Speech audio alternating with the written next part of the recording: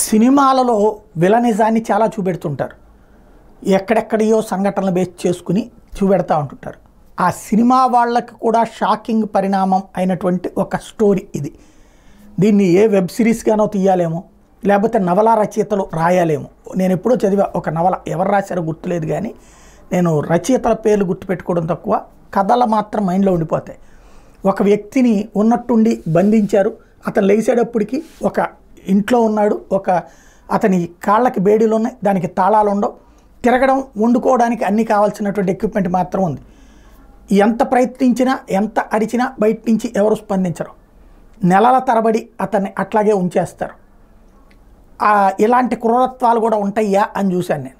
అతను ఎందుకంటే తన తండ్రికి సంబంధించినటువంటి గొడవలలో ఉన్నటువంటి వాళ్ళు కక్ష సాధించడం కోసం తనని అట్లా ఇరికిచ్చారు అన్నటువంటిది ఆ తర్వాత పసిగట్టి వాళ్ళని అలా హింసించాడు అన్నటువంటిది స్టోరీ. ఇదంతా పెద్దది కథ అంతా చదివితే స్క్రీన్ ప్లే చాలా పర్ఫెక్ట్గా రాసుకొచ్చారు ఒడుపుతో.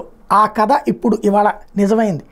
టీనేజ్ వయసులో స్కూల్కి వెళ్తుండగా మార్గ మధ్యలో అపహరణకు గురైనటువంటి ఒక వ్యక్తి 26 ఏళ్ల తర్వాత, అంటే అప్పుడు చిన్న పిల్లాడు, 26 ఏళ్ల పాటు బందీగా ఉన్నాడట.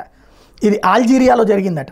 అల్జీరియా దేశంలోని డిజఫ్లా రాష్ట్రంలో ఇటీవల కిడ్నాపర్ చేర నుంచి ముక్తుడైన 45 ఏళ్లట ఒమర్ బిన్ ఒమ్రాన్ కాదని స్థానిక అల్జీరియన్ ఎల్ ఖబర్ వార్తా సంస్థ వెలుగులోకి తెచ్చింది. ఒమర్కి 19 ఏళ్ల వయసు ఉన్నప్పుడు, అంటే 1998 సంవత్సరంలో ఓ రోజు వృత్తి విద్యా పాఠశాలకి ఒమర్ తన ఇంటి నుంచి నడుచుకుంటూ వెళ్తున్నాడు. కొంత దూరం వెళ్ళగానే కిడ్నాప్కి గురయ్యాడు. కిడ్నాప్ చేసిన వ్యక్తి ఒమర్ను ఒక గడ్డితో కప్పి నేలమాళిగలో దాచిపెట్టాడు.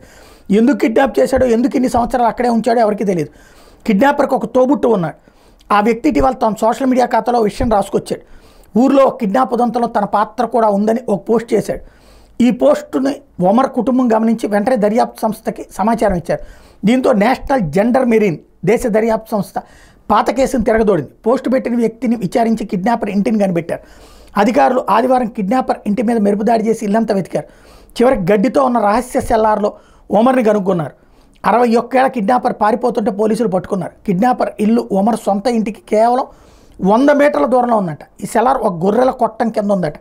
కిడ్నాప్కి గురయ్యాక ఈ సెల్లార్లోనే ఉండిపోయా. నా కుటుంబ సభ్యులు అటుగా వెళ్ళేటప్పుడు సెల్లార్ కిటికీ నుంచి చూసేవాడిని. అరిచి పిలుద్దామని 100 సార్లు అనుకున్నా, కానీ పక్కనే కిడ్నాపర్ ఉండేవాడు, భయంతో నోరు మెదపలేదంటూ విడుదలైన ఒమర్ చెప్పుకొచ్చాడు.